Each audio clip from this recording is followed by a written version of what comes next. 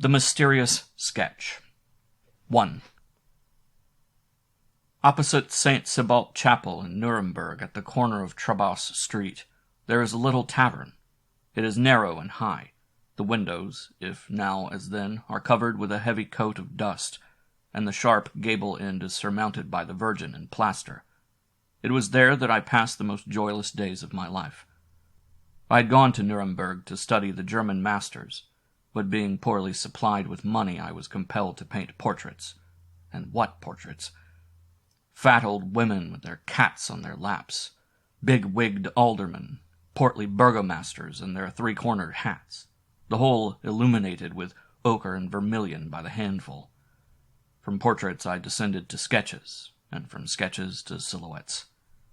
Nothing makes life a greater burden than to have your landlord, with his weazen face, his shrill voice and impudent air, come to you every day and assail your sensibilities with, "Well, sir, well, am I ever to see the color of your money again? Do you know how much your little bill amounts to now? No idea, probably, don't want to have. My fine gentleman eats, drinks, and sleeps calmly, as if all the world were his own. Your bill amounts to 200 florins, sir. A mere bagatelle, I know, sir, but I could make good use of it just now if I had it." He who had not been forced to listen to the chanting of a gamut of this construction can have no idea of its effect on the human mind.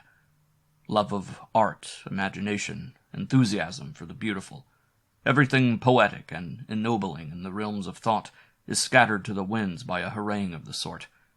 You become awkward, timid, limp. You lose all your feeling of personal dignity, and seek to escape the gaze of your fellows.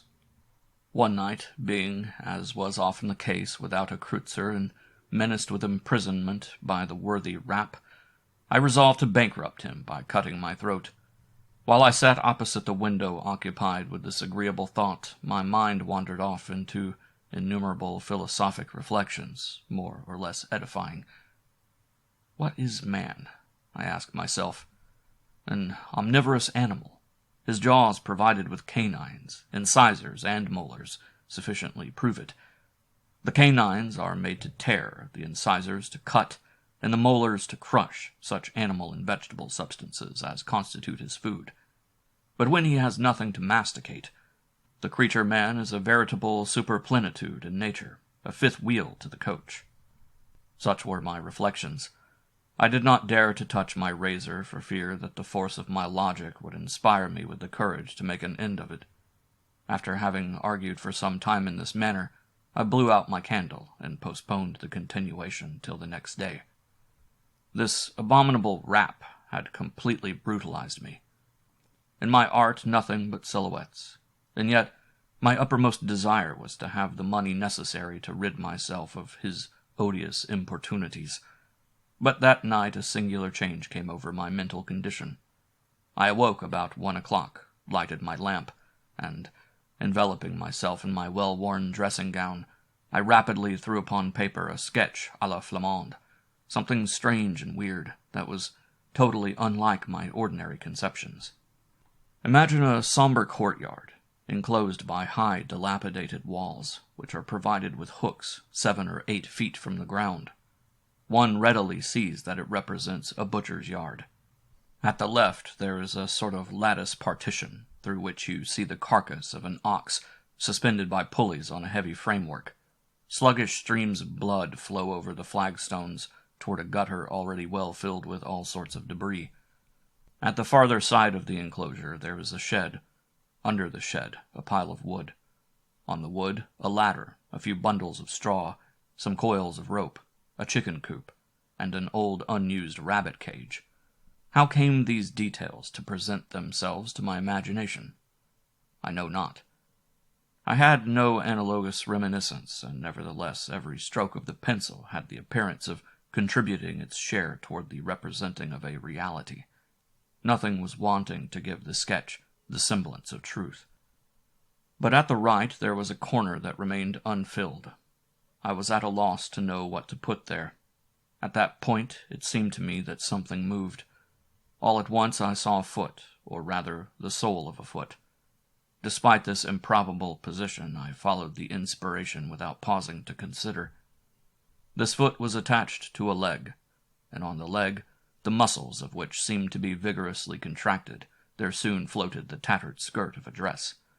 In short, an old woman, wan and disheveled, appeared, stretched out beside an old well, struggling to free herself from the grasp of a hand that held fast to her throat. It was a murder scene that I was sketching. Horror-stricken, I let the pencil fall from my hand. The woman in this perilous situation, her features distorted with terror, her hands grasping the arm of the murderer, made me tremble with fear. I could not look at her. But the man, he to whom the arm belonged, I could not see him. It was impossible for me to finish the sketch. "I am tired," said I to myself, my forehead dripping with perspiration. "I have only this figure to finish, and I will do it tomorrow. Then it will be easy enough." With this I returned to bed. In a little while I was sound asleep. The next morning I rose at an unusually early hour. I had barely got ready to resume work on my nocturnal sketch when there came a gentle rap at my door. "Come in." The door opened. An elderly man, tall and lean and neatly dressed in black, appeared on my threshold. His mien, with his small, deep-set eyes and his big hooked nose, surmounted by a high, bony forehead, was dignified and stern.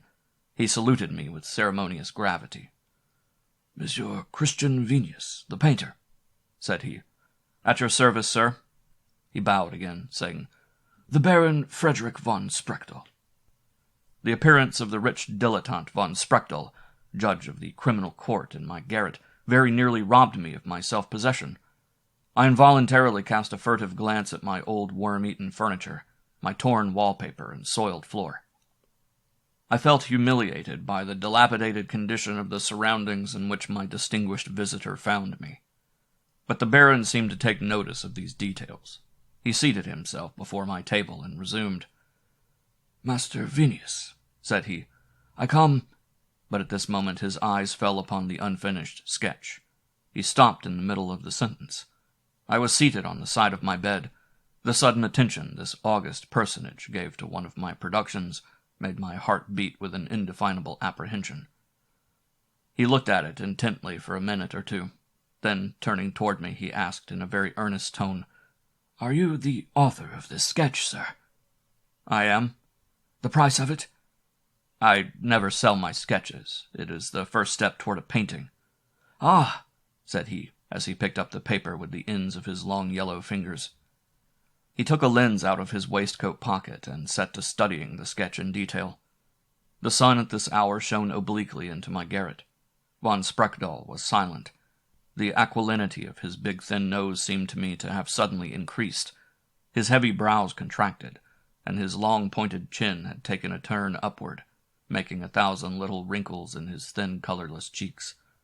The silence was so profound that I could distinctly hear the buzzing of an unfortunate fly that struggled to escape from the toils of a spider's web. "The dimensions of the picture you propose to paint, Master Venus?" said he, without looking up. 3 feet by 4. "The price?" 50 ducats. The Baron von Sprechtel laid the sketch down on the table and drew from his pocket a long green silk purse. 50 ducats, said he, slipping the rings of his purse. 50 ducats. There they are. I could hardly believe my eyes. The Baron rose, bade me good morning, and descended the stairs, making his heavy ivory-headed cane heard on each step as he went down. Then, recovering from my stupor, it occurred to me that I had not thanked him, whereupon I plunged down my 5 flights almost as fast as gravitation would take me. But arrived at the lower door, I looked for my generous patron in vain. He was nowhere to be seen. "Huh," said I to myself, "this is very strange." And I hastened back to my garret. 2. The unexpected visit from the munificent von Sprechtel quite bewildered me. I was ecstatic. "Yesterday," said I to myself as I contemplated the pile of ducats shining in the sun, "yesterday I sinfully considered the advisability of cutting my throat, and all for the want of a few miserable florins. How fortunate that I did not open my razor! If ever I am again tempted to end this existence, I will profit by experience and put it off till tomorrow." After making these wholesome reflections, I sat down to finish my sketch. A few strokes of the pencil was all it required, but these few strokes I found it impossible to make. I had lost the thread of my inspiration. Cudgel my brain as I would, I could get nothing from it that harmonized any better with the rest of the sketch than a figure of Raphael would with the frequenters of one of Turnier's pothouses. While I was thus absorbed, I was suddenly interrupted by Rapp, who, as he was in the habit of doing, entered my room without rapping. As his astonished eyes fell upon my pile of ducats, he cried out in a tone that enraged me beyond all control. "So, Mr. Painter, I catch you, do I? Perhaps you'll tell me now you have no money." As he spoke, he came forward with his fingers crooked, as though about to seize something, and with a certain nervous agitation that the sight of gold so often produces in the avaricious. For a moment I was stupefied, but the recollection of the indignities I had been compelled to submit to from the fellow, his greedy look and his insulting smile, were more than sufficient to arouse me. I sprang toward him, seized him by the shoulders, and, quick as thought, put him out of the room, slamming the door in his vulgar face. But no sooner was he outside the room than the old curmudgeon began to cry out at the top of his voice, "My money! Pay me my money, you thief! Give me my money!" My neighbors came out of their rooms and added to the confusion by shouting, "What's the matter? Who's the thief? What's all this?" Before the worthy Rapp could satisfy any of these inquiries, I flung my door open, and by a well-directed kick sent him heels over head down the first flight of stairs. "That's what's the matter," I cried, and returned to my den, bolting the door securely, while my neighbors made the house resound with loud peals of laughter. I was well satisfied with myself. I felt truly triumphant. The episode had put new life into me. I returned to my sketch and had just finished it quite to my satisfaction when my attention was arrested by an unusual noise. It reminded me of the striking of the butts of muskets on the pavement. I looked out of the window and saw 3 gendarmes in full uniform, leaning on their carbines, and standing directly before the street door. "The devil," said I to myself, not a little terrified. "Have I perhaps broken some of the fellow's bones?" And now see the inconsistency of the human mind. I, who yesterday cared not a button, as I thought, whether I lived or not, today trembled in every nerve at the thought that I had, perchance, killed my landlord, and should be hanged for it. The staircase became the scene of confused and ominous sounds, the steps of feet encased in heavy boots, the clanking of arms, and tones of voices, which at that moment struck me as being of base the basest. Suddenly someone tried my door. It was fastened, which seemed to give rise to a general clamor. But soon a voice was heard above the others. It cried out, "Open in the name of the law!" I arose to find that my knees had suddenly become very weak. "Open the door!" the voice repeated. It occurred to me that I might escape over the roof, but I had hardly thrust my head out of the window when I was seized with a sort of vertigo, and quickly withdrew it. I had taken in at a glance the windows below me with their shining panes, their flower pots, their bird cages, and their gratings, and still lower, the balcony, lower still, the street lamp, then the sign of the red cask, and finally the 3 shining bayonets that only awaited my fall to spit me as they would a piece of cheese on a toasting fork. On the roof of the house across the street there was a big cat hiding behind a chimney and watching a little band of sparrows that were engaged in settling their differences in the gutter. One cannot imagine with what clearness and rapidity the human eye takes in a situation with all its minutest details when the visual powers are stimulated by fear. At the 3rd summons, "Open the door, or we shall force it!" Seeing that escape was impossible, I slipped back the bolt. In an instant, a stalwart fellow seized me by the collar, and a little pompous official whose breath was offensively odorous of alcohol announced, "Sir, you are my prisoner." He wore a bottle-green single-breasted coat, buttoned to the chin, and a high hat patterned after a stovepipe. He had heavy side whiskers, rings on all his fingers, and was called Passoff. He was the chief of police. 5 more bullet-headed minions of the law waited for me on the stairs. "What do you want of me?" I asked Passoff.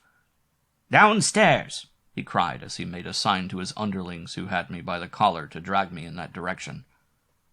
While his order was being obeyed, he, with the assistance of the others, hastily searched my room, turning everything topsy-turvy and inside out. I descended the stairs, supported on each side like one in the last stage of consumption. They thrust me into a cab between two brawny fellows, armed with heavy clubs secured to their wrists with leather straps. I was glad they drove away without delay, as in a very few minutes we should have had all the idlers in the neighborhood about us. As soon as I had sufficient control over my organs of speech, I turned to one of my guardians, the one whose mien seemed to me the least forbidding, and asked what I had done. "Hans, he asks what he has done," says he to his comrade. Their laughter fairly chilled my blood. It was not long before a shadow enveloped us, and the sound of the horses' feet echoed under an archway. We were at the entrance of the Raspel house. It is there that one may say, "Dans cet entre, je vois fort bien comme l'on entre, et ne vois point comme on en sort." Footnote. I see very well how one gets into this den or cave, but I do not see how one gets out. End footnote. All is not rose-colored in this world. From the persecutions of Rap, I fell into a dungeon, from which it is only the minority who have the good fortune to escape. Dark, spacious courts, windows and long lines like a hospital, and furnished with grating. Not the smallest clump of verdure, not even the leaf of a bush or a spear of grass. Such was my new lodging place. It was enough to make one pull out his hair by the handfuls. The police officers and the jailer put me provisionally into a sort of anteroom. The jailer, as well as I could remember, was called Caspar Schlüssel, with his gray woolen cap, his pipe in his mouth, and his bunch of keys at his waist. He reminded me of the god Hibu of the Caribs. He had the same large eyes with a yellow circle that see in the night, a nose like a comma, while his neck disappeared between his shoulders. Schlüssel locked me in as mechanically as one locks his bureau drawer, his thoughts the while seeming to be far away. As for me, I stood fully 10 minutes with my hands behind my back, looking down at the floor. "Rap," said I to myself, after taking a complete survey of the situation. Rap cried out as he fell, "I am killed, I am killed," but he did not say by whom. I will swear it was my neighbor, the old merchant with the green spectacles, and he will be hanged in my place. This idea I found very consoling, and I consequently breathed more freely. I now proceeded to examine my prison, or rather my cell. It had been newly whitewashed, and there were no sketches on its walls except in one corner, where a gallows had been crudely outlined by my predecessor. Light was admitted by a bullseye some 9 or 10 feet from the floor. As for the furniture, it was limited to a bunch of straw and a bench. I sat down on the straw and clasped my hands around my knees in the most unenviable frame of mind imaginable. I had not been long seated when it occurred to me that Rap, before breathing his last, may have denounced me. The thought brought me quickly to my feet. I coughed involuntarily and imagined I felt a choking sensation, as though the hempen cord were already round my neck. Just at this moment, my hallucinations were interrupted by footsteps in the passageway. Schlüssel opened my door and bade me follow him. He was still assisted by the 2 officers who had had the honor of lodging me in prison. They received me with a triumphant smile as I issued forth, as though they were proud of their achievement. I seemed to take no notice of them, but, summoning all my fortitude, I followed with a tolerably firm stop. We passed through long galleries, lighted from distance to distance by small grated windows. On the way I saw, behind massive bars, the famous Jick-Jack, who was to pay the penalty of his crimes the next day on the gallows. He was in a straitjacket, and was gaily singing, "Je suis le roi de ces montagnes." When he saw me, he cried out, "Ho, comrade, I'll keep a place for you at my right." The 2 policemen and the god Hibu looked at one another and smiled, while I felt the goose flesh creep down my back and shoulders to my waist. 3. Schlüssel led the way to a large room furnished with rows of benches arranged in a semicircle. The aspect of this spacious hall, deserted as it was, with its 2 high grated windows, its image of the Saviour in old brown oak with his arms extended and his head inclined toward one shoulder, inspired me with a sort of religious fear that harmonized with my situation. All my ideas of false accusation disappeared, and my lips involuntarily murmured a prayer. I had not prayed for a long time. Misfortune always brings a submissive frame of mind. Before me, on an elevated seat, sat two men with their backs toward the windows, which put their faces in the shade. I nevertheless recognized von Sprechtel by his aquiline profile. The other was a stout, round-faced man, with short, pudgy hands. They were both in judicial robes. Below them sat the clerk of the court, Conrad. He was writing at a small table and stroking his cheek with the feather end of his pen. When I arrived, he leaned back in his chair and seemed to study my face with deep interest. I was shown to a seat when von Sprechtel asked me, in a loud, distinct voice, "Christian Venus, where did you get this sketch?"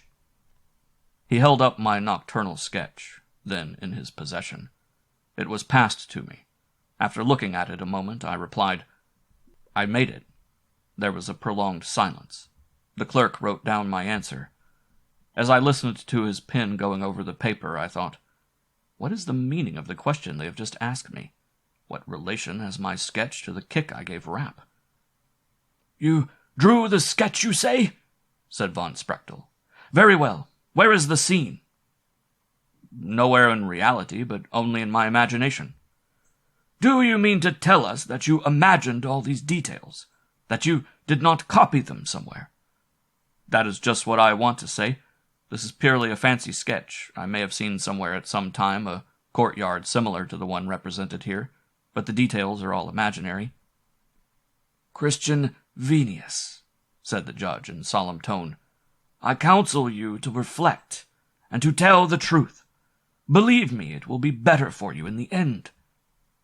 Indignant at having my veracity called in question, I replied with some spirit, "I have said, sir, that this is entirely a work of the imagination, of my imagination, and I repeat it." "Write down his answer," said von Sprechtel to the clerk. Again that ominous pen went scratching over the paper.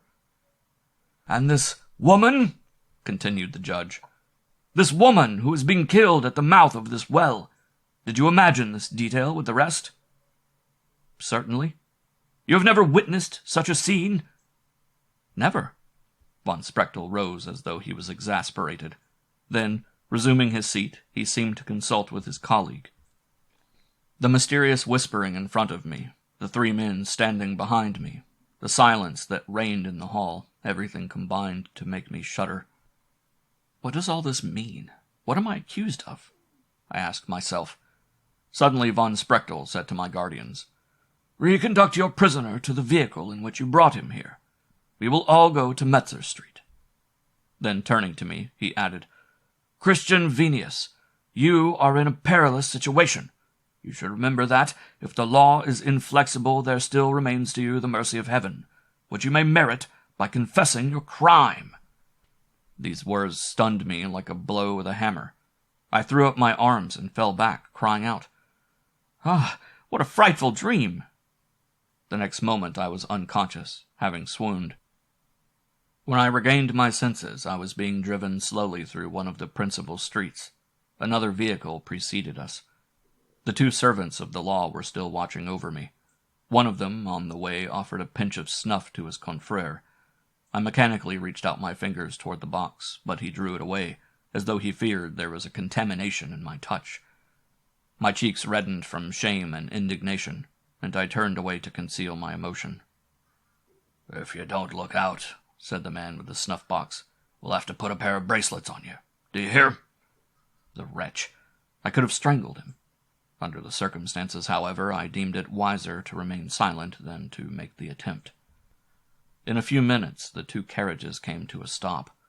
One of my guardians got out, while the other held me by the collar till his comrade was ready to receive me, when he pushed me rudely toward him. These precautions to retain possession of my person augured nothing good. Still, I was far from imagining the exceeding gravity of the accusation that hung over me, when an alarming circumstance opened my eyes and threw me into despair. They had led me, or rather pushed me, into a low, narrow passageway, with an irregular broken pavement. Along the side of the wall there was a pool of yellowish water that exhaled a most disagreeable odor. The passage was quite dark. Beyond it was evident there was a courtyard. As I advanced, I felt myself more and more possessed with an indescribable terror. It was a feeling such as I had never experienced before. There was something supernatural about it. It seemed to me a sort of nightmare. I hesitated at every step. "Go on! Go on!" cried one of the ruffians behind me, at the same time pushing me rudely forward. But what was my amazement when I saw at the end of the passage the court I had sketched the preceding night, with its walls furnished with books, its piles of old rubbish, its chicken coop, and its rabbit cage. Not a window, large or small, high or low, not a broken pane, in short, not a single detail had been omitted. I was overwhelmed by this strange revelation. Near the well stood the two judges, von Sprechtel and Richter. At their feet, the old woman lay stretched out on her back. Her long white hair was spread out over the pavement. Her face was deep purple. Her eyes were half open, and her tongue half protruded from her mouth. The spectacle she presented was indescribably horrible. "Well," said von Sprechtel, in a tone of the utmost gravity, "what have you to say, sir?" I made no response. "Do you confess to having thrown this woman, Teresa Becker, into this well after having strangled her in order to rob her of her money?" "I strangle this woman? I rob her of her money? Never! I never knew her, never saw her till now. Never, as heaven is my judge." "That is sufficient," said he, and without adding a word he left the yard with his confrere. My guardians now seemed to think they were justified in putting handcuffs on me. They took me back to the Raspel house. I was completely crushed. What to think I knew not. Even my conscience troubled me. I almost thought that I had murdered the old woman, but how? When? My brain was confused. Everything seemed to dance before my eyes. It was evident that the two policemen already saw me on the road to the gallows. I will not attempt to describe the agony of mind I suffered that night as I sat on my bunch of straw, the bull's-eye window before and above me, and the gallows in perspective, and heard from hour to hour the watchman cry out, "1 o'clock and all is well! 2 o'clock and all is well!" and so on the night through. Everyone will be able to form some idea of such a night. It is not true that it is better to suffer innocently than being guilty. For the soul, yes, but for the body there is no difference. On the contrary, it curses its lot, struggles and tries to escape, knowing that its role ends with the cord. Add to all this its regrets at not having sufficiently enjoyed life, and at having listened to the soul when it preached abstinence. "Ah, if I had only known," it cried, "you would not have led me about by the nose with your big words and fine phrases. You would not have allured me with your seductive promises. I would have had many a happy hour, lost to me now forever. Be temperate, govern your passions, said you. I was temperate, I did govern my passions. What have I gained by it? They are going to hang me and you. Afterward you will be apostrophized as the sublime and stoical soul that fell a martyr to the errors of the law and its ministers. Of me, not a word will be said." Such were the reflections of my poor body in my extremity. The day finally began to appear. At first, pale and undecided, it shed a vague glimmer on my bull's-eye window. Then, little by little, the sun neared the horizon. Without, everything began to be astir. It chanced to be market day, Friday.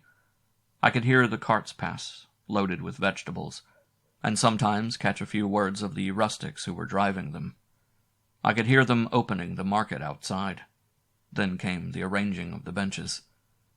Finally, it was broad day, and going and coming and murmur of voices told me that the crowd without must be quite large.